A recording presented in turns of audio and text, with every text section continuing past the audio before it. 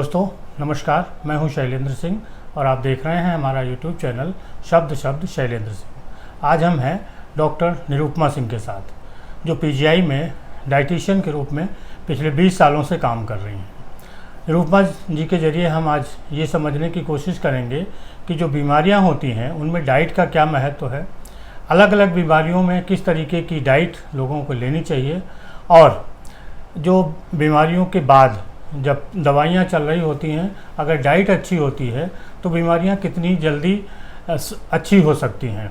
स्वागत करते हैं निरुपमा जी, बहुत बहुत आपका स्वागत है। जी नमस्कार, धन्यवाद। सबसे पहला जो सवाल है कि आपने डाइटिशियन के रूप में अपना जो कैरियर स्टार्ट किया, उसके पीछे क्या वजह थी? देखिए, मेडिकल फील्ड से जुड़े रहना ये मेरा हमेशा से इच्छा थी।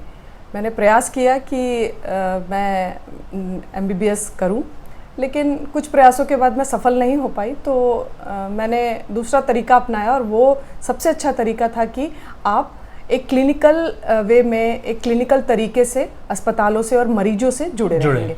तो उसकी वजह से मैंने फूड एंड न्यूट्रिशन में अपना MSc और उसके बाद फिर PhD किया। PhD करने के बाद, और PhD मैंने अपने नौकरी के दौरान ही करी, उसके पहले ही मैंने MSc किया था। जब मैंने MSc किया तो मेरा मेन उद्देश्य ये था कि मैं किसी भी प्रकार से मरीजों की मदद कर सकूं। कैसे हम जो हमारा जो आज का सिस्टम है, जो आजकल का माहौल है, वातावरण है, उसमें बीमारियां, छोटी छोटी बीमारियां भी बड़ा रूप ले रही हैं। उसका कारण ये हो रहा है कि हमारा खान पान और जीवन शैली वो बहुत ही दुष्प्रभावित है। सब लोग पूछते हैं कि खाने का क्या रोल है या क्या प्रभाव है खाने का बीमारियों में, तो मैं ये कहूँगी खाने का बड़ा दुष्प्रभाव हो गया है। जो हमारा आजकल खाने का पैटर्न है वो इस तरीके से हो गया है कि हम कोई भी घर की बनी हुई चीज़ें या घर के जो हमारे इंडिजिनस फूड जो हैं उनको हम भूलते चले जा रहे हैं, और हम पैक्ड फूड या कॉमर्शियल फूड की तरफ बढ़ रहे हैं, जो कि पूरी तरीके से हमारे जो शरीर या हमारे जो शरीर में तंत्रिका तंत्र है या नर्व जो आपका पाचन तंत्र है, उन सबको प्रभावित करता चला जा रहा है। तो इस प्रकार से खाना या खाने का रोल बहुत ही महत्वपूर्ण है। इसको खाने को खाना न समझें। खाना एक विज्ञान है। जो पोषण है या जो भोजन है, यह एक विज्ञान है, और खाने को हमेशा दवा की तरह ले। हमारे पास पेशेंट आते हैं, जब हम उनको डाइट बताते हैं तो कहते हैं, अरे डॉक्टर साहब इतने में क्या होगा? क्योंकि भाई छोटी सी गोली जो है वो तुम्हें असर कर देती है। तो खाना हमेशा अपनी ज़रूरत के अनुसार खाना है, मतलब जो हमारे शरीर की आवश्यकता है, ना कि भूख के अनुसार। हम हिंदुस्तान में खास करके हम अपना जो भोजन का तरीका है वो हम अपने भूख के अनुसार करते चले जा रहे हैं, और उसका कारण क्या हो रहा है कि बचपन से हमें ये सिखाया जा रहा है कि ज़्यादा खाना ज़्यादा स्वस्थ होना, मतलब आप जितने मोटे दिखेंगे उतने स्वस्थ दिखेंगे। तो ये एक कारण बनता चला जा रहा है कि हम बच्चों को फीड करते चले जा रहे हैं कि आप ये खाओ, ये खाओ, ये खाओ, लेकिन हम ये नहीं जान रहे हैं कि इसके पीछे आगे जो हमारा जो भविष्य है वो बिगड़ता चला जा रहा है बच्चों को हम अगर सही खान पान नहीं करते हैं, हम बचपन से ही बात करते हैं, बच्चों से ही बात करते हैं, तो यदि हम शुरुआत करते हैं प्रेगनेंसी से, बच्चा पैदा होने से पहले यदि हम माँ को स्वस्थ पोषण देंगे, बहुत सारी योजनाएं चल रही हैं, सरकार योजनाएं चला रही है, मगर हम उसको अपनी ज़िंदगी में कितना कारगर कर पा रहे हैं वह बहुत महत्वपूर्ण है। तो उसके लिए आवश्यक ये है कि जो भी भोजन या जो भी जो प्रेग्नेंट महिलाएं हैं उनको हम किस प्रकार का भोजन दें, उनको जागरूकता दें। उनको ज़रूरी नहीं है कि उसके लिए हम बहुत महंगा भोजन करें या बहुत अच्छा खाना खाएं। जो हमारे घर में ही संतुलित आहार हम घर में ही बना सकते हैं, उसी संतुलित आहार को यदि गर्भवती महिलाएं लेंगी तो उससे जो पोषण है वो बच्चे को मिलेगा, और वो बच्चा स्वस्थ पैदा होगा। स्वस्थ बच्चे में बीमारियां होने की संभावनाएं बहुत कम होती हैं। इसके साथ साथ फिर जब हम लैक्टेशन पे आते हैं कि बच्चा ने जन्म ले लिया है, अब उसको लैक्टेशन की आवश्यकता है, माँ का फीड की ज़रूरत है। महिलाएं ब्रेस्ट फीडिंग कराने में संकोच कर रही हैं, या उनको अपने वर्क शेड्यूल की वजह से किसी भी कारण से नहीं कर पा रही हैं। यह सबको जागरूक होना चाहिए, सबको जानना पड़ेगा कि लैक्टेशन कितना महत्वपूर्ण है। यदि हम लैक्टेशन नहीं कराएंगे, बच्चे को मतलब दूध नहीं पिलाएंगी, माएँ दूध नहीं पिलाएंगी, तो उसका बड़ा कुप्रभाव है। क्योंकि 6 महीने तक बच्चे को एक्सक्लूसिव ब्रेस्ट फीडिंग बोली जाती है कि आप कुछ मत खिलाइए, केवल दूध पिलाते रहिए माँ का, उससे ही आप बच्चे को पूरा पोषण मिल जाएगा। उसके लिए सरकार ने अब तो प्राइवेट संस्थानों में भी और गवर्नमेंट संस्थान में तो इंस्टीट्यूशंस में था ही कि 6 महीने की छुट्टी दी जाती थी।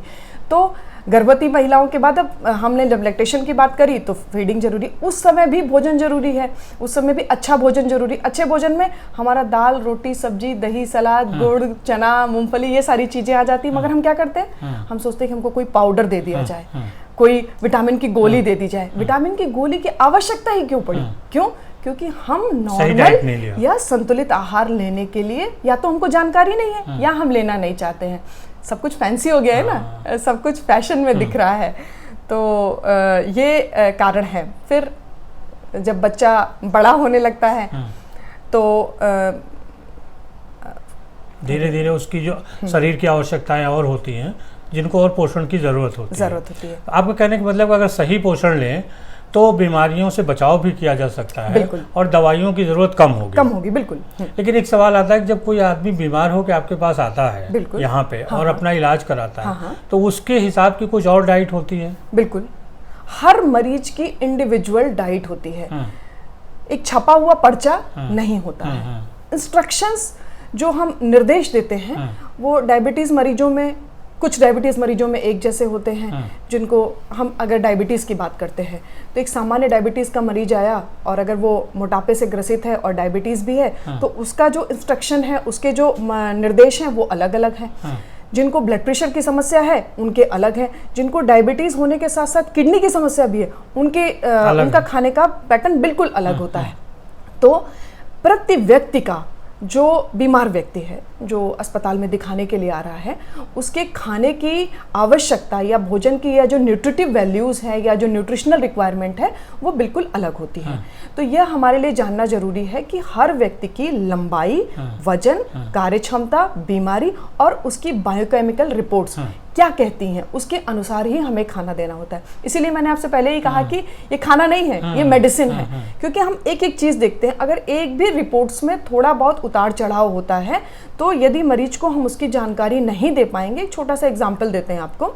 यदि एक मरीज है, वो हमारे पास आया और उसको मैंने देखा कि हाँ इसको डायबिटीज़ है और हमने उसको डाइट बता दिया। यदि हमने उसके ब्लड प्रेशर को नहीं देखा या हमने उसकी किडनी की रिपोर्ट्स को नहीं देखा और हमने उसको बता दिया कि आप जाइए नॉर्मल खाना खाइए, ठीक है, आपको कोई दिक्कत नहीं है। अगर उसने सामान्य नमक खा लिया या उसको किडनी की समस्या, उसने खूब सारे फल खा लिए या जूस पी लिया या सूप पी लिया, तो उससे उसकी किडनी की अवस्था जो है, स्थिति वो बिगड़ जाएगी। तो ये बहुत आवश्यक होता है कि जो न्यूट्रिशनल रिक्वायरमेंट होती है वह मरीज की बीमारी और उसकी बायोकेमिकल पैरामीटर्स पे निर्भर करती है। जी, ग्रोइंग एज होती है, खासतौर पे युवा अवस्था होती है। लड़के लड़कियों दोनों को एक अलग न्यूट्रिशन की ज़रूरत होती है, लेकिन अभी जो फैशन की दुनिया है आप देख रहे हैं, उसमें स्लिम ट्रिम रहने का एक चलन चल रहा है पिछले कुछ सालों से। इसका क्या प्रभाव लड़कियों के लाइफ स्टाइल, उनकी बॉडी और उनकी हेल्थ पे पड़ता है? देखिए, दुबला पतला होना बीमार होना नहीं है, कतई बीमार होना नहीं है। मोटा होना भी अच्छा स्वस्थ होना नहीं है, स्वस्थ होना नहीं है। क्या होता है कि जो हमारे WHO वर्ल्ड हेल्थ ऑर्गेनाइजेशन के अनुसार जो हमारी लंबाई और वजन के लिए एक मानक तय किए गए हैं, उन मानक से यदि हम कम और ज़्यादा हैं तो मालनरिज्ड हैं, ओवर न्यूट्रिशन या अंडर न्यूट्रिशन। पतला होना अच्छी बात है यदि आप अपनी कार्य क्षमता में कहीं कोई कमी नहीं आ रही है, लेकिन हम न्यूट्रिशन को कम करके हम कोई पर्टिकुलर चीज़ को ही खाना शुरू कर दें और बाकी चीज़ों को नहीं खाएं, क्योंकि हमको दुबला होना है, हमको पतला रहना है। तो सब खास करके युवाओं के लिए जिनकी आप बात कर रहे हैं, ग्रोइंग एज, उस समय सबसे अधिक आवश्यकता होती है कि बैलेंस डाइट लें। यदि नहीं लेंगे तो ये प्यूबर्टल एज होती है, उसमें शरीर में कई प्रकार के बदलाव होते हैं, लड़कियों में भी और लड़कों में भी। तो अगर इस समय हम खाने में किसी प्रकार के न्यूट्रिशन में कमी करेंगे, या जैसे कि मान लीजिए महिलाओं में ये जो एज होती है इसमें पीरियड्स स्टार्ट होते हैं, अगर उस उम्र में कैल्शियम और आयरन की कमी हो गई तो फिर उनको उससे संबंधित कई सारी समस्याएं आ जाती हैं, जिसका भुगतान आगे चल के करना पड़ता है। तो आवश्यक है कि घर में उपलब्ध चीजें हैं उनका ही प्रयोग करें और स्लिम ट्रिम रहने के लिए एक्सरसाइज करें। एक्सरसाइज से आप डायबिटीज, ब्लड प्रेशर, मोटापा, हार्ट की बीमारी, लिवर की बीमारी और आजकल तो कैंसर से भी बचा जाता है। तो अगर आप स्वस्थ दिनचर्या अपना रहे हैं, प्रतिदिन वॉकिंग या एक्सरसाइज करते जा रहे हैं, युवाओं में तो बहुत जोश होता है, बहुत ऊर्जा होती है, उनको खाने के साथ साथ अपनी एक्सरसाइज को भी काफ़ी ज़्यादा करते रहना चाहिए, स्लिम टिम रहने के लिए खास करके, और खाने को अच्छे प्रकार से। जैसे एक सामान्य तौर पे हम मानते हैं कि 2000 कैलोरी का खाना खाना चाहिए, लेकिन ये सभी के लिए सामान्य नहीं होगा। मैंने जैसा कि पहले कहा, जैसे वो यूटिलाइज कर रहा हो। जी बिल्कुल, लेकिन एक मानक तय है कि इससे कम नहीं खाना है। इससे कम यदि आप खाएंगे तो आप बीमार हो जाएंगे, तब आप अस्वस्थ कहलाएंगे। तो वो आवश्यक है कि आप जानकारी करें कि किस उम्र में क्या चीज़ ज़रूरी है। ग्रोथ जब हो रही है उस समय कैल्शियम और आयरन की ज़रूरत महिलाओं को भी होती है और पुरुषों को भी होती है। उस समय बाढ़ एवं विकास हो रहा होता है, हड्डियों का फॉर्मेशन हो रहा होता है। तो उस समय यदि हम कैल्शियम की कमी कर लेंगे तो हमें कैल्शियम के सप्लीमेंट लेने की आगे ज़रूरत पड़ेगी। इन्हीं लोगों को ऑस्टियोपोरोसिस होने लगता है। तो आवश्यक है कि अच्छे प्रकार से खाना खाएं। एक नई स्टडी आई है, एक क्या कई नई स्टडीज़ आई हैं, जिसमें ये कहा गया है कि जो हमारे आजकल के युवा हैं या जो बच्चे हैं जो ज़्यादा पैक्ड फूड खा रहे हैं, कॉमर्शियल फूड्स खा रहे हैं, उनको ब्लड प्रेशर की संभावना, उनको डायबिटीज़ की संभावना, उनको हार्ट की समस्याएं बहुत होती जा रही हैं।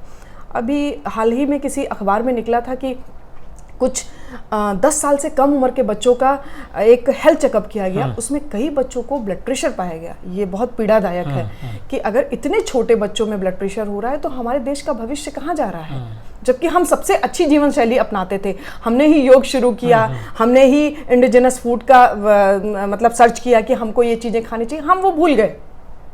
हम ज्वार, बाजरा, मक्का और इन सब चीज़ों को भूल गए, हम टैबलेट पे आ गए। आज किसी से बात करी, कोई गोली बता दीजिए वजन कम कर ले। अरे भाई, गोली नहीं होती है, आपको मेहनत करनी पड़ेगी। जैसे युवाओं में क्या है कि लड़कियों की एक अलग समस्या है, लड़कों की अलग। वो मसल्स बनाना चाहते हैं, जिम जाते हैं, और वहाँ जो जिम चलाने वाले ट्रेनर हैं वो उनको प्रोटीन और दूसरी चीज़ें वो देते हैं जो पाउडर शेप में, जिसकी आप चर्चा कर रही थी। इसका बॉडी पे कोई खराब प्रभाव भी पड़ता है? बिल्कुल, ये तो आपने बहुत अच्छा सवाल उठा दिया, और मैं ये बहुत दिनों से मिसिंग भी हो रहा है। वे चाहते हैं कि न्यूज़ चैनल के माध्यम से, यूट्यूब के माध्यम से, कई जगह से, अखबारों में भी ये निकलना चाहिए कि ये जो प्रोटीन प्रोडक्ट हैं ये किडनी और लीवर और हार्ट की समस्याएं आए दिन आजकल हमारे पास ऐसे मरीज आ रहे हैं जिनको कि अच्छे खासे होते हैं, फिर उन्होंने जिम ज्वाइन किया, जिम में एक प्रोडक्ट लिया और वो प्रोडक्ट खाना शुरू किया, फिर अचानक से उनके पैरों में सूजन शुरू हो गई या उनको कमजोरी महसूस होने लगी। जब चेक कराया तो कहीं किसी की किडनी खराब है, किसी का हार्ट डैमेज हो रहा है, किसी का लीवर डैमेज हो रहा है। तो भाई, युवाओं के लिए खास संदेश है कि गुड़ खाइए, चना खाइए, अंकुरित अनाज खाइए, ड्राई फ्रूट्स खाइए। कॉमर्शियल फूड के लिए क्यों जाना? इससे क्या होता है ना, जो कॉमर्शियल प्रोडक्ट होते हैं, एक्चुअली जो जिम चला रहे हैं ना, they are not trained. Hindustan में हर कोई जिम खोल ले रहा है, जिसको थोड़ी बहुत एक्सरसाइज करनी आ गई उसने जिम खोल लिया, उसने पैसा जमा किया, बिल्कुल जिम ट्रेनर हो गया। उनको न्यूट्रिशन की या क्लिनिकल जानकारी नहीं है। तो जो प्रोडक्ट देते हैं उससे रीनल सॉल्यूट लोड बढ़ता है। क्या होता है कि किडनी पर ज़्यादा असर पड़ता है।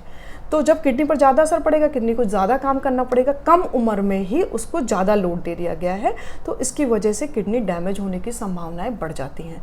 उसमें बहुत सारे प्रिजर्वेटिव्स भी होते हैं, बहुत सारी ऐसी चीज़ें होती हैं जो लिखी नहीं होती हैं, जो मतलब हमारे यहाँ इतने कड़े नियम नहीं हैं। शायद इस वजह से भी ये कारण हो सकता है कि इसमें वो चीज़ें लिखी नहीं होती, जिसकी वजह से जानकारी नहीं हो पाती। बहुत सारे जागरूक लोग भी ये गलतियाँ कर रहे हैं। तो किसी भी प्रकार के प्रोडक्ट या किसी भी प्रकार के पाउडर को लेने से पहले आप किसी भी अच्छे डॉक्टर या डाइटिशियन से ज़रूर सलाह लें, खास करके डाइटिशियन से, क्योंकि उनको ये जानकारी होती है कि इस प्रोडक्ट में जो भी चीज़ें, जो भी इंग्रेडिएंट्स हैं, इनका क्या कुप्रभाव आपके शरीर पे पड़ने वाला है। लेकिन मैं ये ज़रूर कहना चाहूँगी कि घर की बनी हुई सत्तू बहुत अच्छा है रेदर देन एनी प्रोडक्ट जो कि आप बाहर से खरीद कर खाएंगे।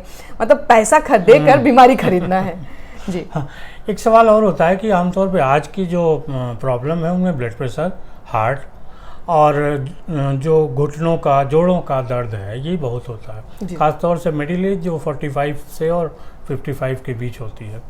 इसमें डाइट के ज़रिए कैसे लोग अपने को बचा सकते हैं? देखिए, prevention is better than cure. तो जैसे मैंने कहा कि शुरुआत से ही बचना है इन चीज़ों से, तो सबसे पहले तो अपनी लाइफ स्टाइल अच्छी करनी है। प्रतिदिन व्यायाम करना है, आधा घंटा ज़रूर व्यायाम करें। किसी भी प्रकार का व्यायाम कर सकते हैं, चाहे वो वॉकिंग करें, चाहे जॉगिंग करें, चाहे कोई योगा भी कर सकते हैं। इसके साथ साथ अपने खाने में, जैसे ही आप 40 की उम्र में पहुँचते हैं, आप अपने खाने में नमक आधा कर दीजिए। जितना भी आप खा रहे हो उसका आधा कर दीजिए। हो सकता है कि आप बहुत कम खा रहे हैं, लेकिन उसको भी कम करने की आवश्यकता है। एक तो वो कर दें, अपने खाने से फैट की मात्रा को कम कर दें। बाहर के जो कॉमर्शियल फूड प्रोडक्ट्स हैं, हम उनसे बच नहीं सकते हैं कि हमें बाहर खाना है, या हम दुनिया से, सोसाइटी से कट नहीं सकते, बट उनकी फ्रीक्वेंसी और पोर्शन साइज को हमेशा ध्यान में रख के खाएं। जो भी आपका वर्क शेड्यूल है, आपको सिटिंग जॉब है, जैसे मेरा 8 घंटे का बैठने का जॉब है, लेकिन 8 घंटे बैठे ही नहीं रहिए। आप अपने सीट से बीच बीच में हर आधे घंटे 45 मिनट के बाद उठकर चलिए फिरिए, जाइए, अपने को थोड़ा स्ट्रेचिंग करिए, जिससे कि घुटनों के दर्द से तो बचत मिल सकती है। साथ ही साथ बीच में पानी का बड़ा रोल है हमारे जीवन में। पानी बार बार कोशिश करते रहना चाहिए कि हर आधे घंटे 45 मिनट पे थोड़ा थोड़ा पानी पीते रहना चाहिए, ना कि एक साथ आपने उठाया और 4 ग्लास पानी पी लिया कि मेरा पूरा कोटा हो गया। तो ये कुछ 2-3 चीज़ें हैं जिनसे आप, मतलब जिनका प्रयोग हम प्रतिदिन की अगर दिनचर्या में करें तो मतलब जो लाइफ स्टाइल डिसीजेज हैं जिनके बारे में आप बात कर रहे हैं, उससे बचा जा सकता है। अपना टिफ़िन घर से लेकर जाएं। अगर कुछ नहीं ले जा सकते हैं तो फ्रूट्स लेकर जाएं, या एक फल खरीद के खा लें, वो भी एक अच्छा तरीका हो सकता है। और घर का बना हुआ खाना, प्रतिदिन के लिए घर का बना हुआ खाना प्रयोग करें। अब इसमें सवाल ये आता है कि जो लोग मेस का खाना खा रहे हैं, या जिनको मेस का खाना ही खाना पड़ रहा है, या कहीं मतलब जिस ऑफिस में काम कर रहे हैं वहाँ पर खाना खाना, इंस्ट्रक्ट करिए, सीखिए कि आपको भाई खाने में ऑयल कम करिए, खाने में नमक कम करिए, आप प्रिजर्व चीज़ें नहीं मिलाइए, हमको नेचुरल फूड दीजिए। दुनिया बदल रही है, आपका मेस भी बदलेगा। तो इस तरीके से बचा जा सकता है। ये तो हमारे सवाल थे, कुछ आप अपनी तरफ से बताना चाहती हैं हमारे दर्शकों को? हाँ बिल्कुल, मैं यही कहना चाहूँगी कि आप जो एक सामान्य व्यक्ति की आवश्यकता होती है, उसमें बैलेंस डाइट का बड़ा रोल होता है। बैलेंस डाइट में आता क्या क्या चीज़ें हैं? बैलेंस डाइट कोई अलग से ऐसे थाली नहीं होती है कि जिसमें कुछ अलग से चीज़ें, कटोरियाँ रखी होंगी। जो हम खाना खाते हैं, जैसे हम दालों की बात करें तो हमें प्रयास ये करना चाहिए कि सभी प्रकार की दालों को इस्तेमाल करिए। जैसे कि ज़्यादातर हम नॉर्थ इंडिया में देखते हैं तो हम अरहर की दाल प्रतिदिन खाते हैं, हमारे बच्चे भी वही खाते रहते हैं। बच्चों से कहो तो पीली दाल खाएंगे, तो हमें उनको ये सिखाना है, पहले ही दिन से अपने घर में ये हैबिट डालनी है कि विभिन्न प्रकार की जो दालें हैं, क्योंकि हर दाल में अलग अलग प्रकार का अमाइनो एसिड होता है जो हमारे शरीर के लिए आवश्यक होता है। इसी प्रकार से जो हम सीरियल की बात करते हैं तो गेहूँ, चावल या अन्य प्रकार के ज्वार, बाजरा, मक्का, आजकल वो क्यों आ गया है, वो हमारा नहीं है, वो बाहर का है। हमारे जो फूड है उन्हीं को अगर हम मिक्स कर दे तो उनसे हमें वो मतलब प्रभाव मिलेगा। अच्छे प्रकार का प्रोटीन मिलता है, फाइबर मिलता है जिसका बहुत बड़ा रोल होता है। आए दिन जिसको देखिए उसी को कॉन्स्टिपेशन की शिकायत रहती है। फाइबर अच्छा खाने से हार्ट की बीमारी, डायबिटीज़ या ब्लड प्रेशर, इन सब चीज़ों से बचा जा सकता है। इसके साथ साथ हम फलों की बात करते हैं। जो भी सीजनल फल होते हैं, जो भी आपके आसपास के वातावरण में उगने वाले फल होते हैं, चाहे आप नॉर्थ इंडिया में रहें, साउथ इंडिया में रहें, जो भी फल आपके वातावरण में उग रहे हैं उन फलों का प्रयोग करना। सीजनल जो भी फ्रूट्स आते हैं, फ्रूट जूसेस से अच्छा है कि फलों का प्रयोग करें। सारी सीजनल वेजिटेबल्स का इस्तेमाल करें। केवल आलू खाना या केवल लौकी खाना ऐसा नहीं है, सब प्रकार की सब्जियां खाइए। आलू और घुइयां में भी बहुत सारे गुण होते हैं, बहुत सारे विटामिन्स होते हैं, मिनरल्स होते हैं, जिनका प्रयोग हम उनके अलावा हमें किसी और चीज़ में नहीं मिलता, तो उनका भी प्रयोग करना है, मगर बदल बदल के करते रहिए। और पानी खूब पीजिए, कोल्ड ड्रिंक को ना कहिए, नींबू पानी को हाँ कहिए जी। तो दोस्तों, ये थी निरुपमा जी के साथ हमारी बातचीत, और हम लोग फिर मिलेंगे किसी और मुद्दे पे। आपको अगर कोई समस्या है आप ज़रूर बताइएगा, हम डॉक्टर साहब के साथ मिलके उसका हल आपको बताएंगे कि कैसे आप डाइट के ज़रिए स्वस्थ रह सकते हैं, बीमारियों से दूर रह सकते हैं। बहुत शुक्रिया डॉक्टर साहब आपका, और सभी साथियों आपका भी बहुत शुक्रिया, आपने इतने लंबे समय तक हम लोगों को सुना।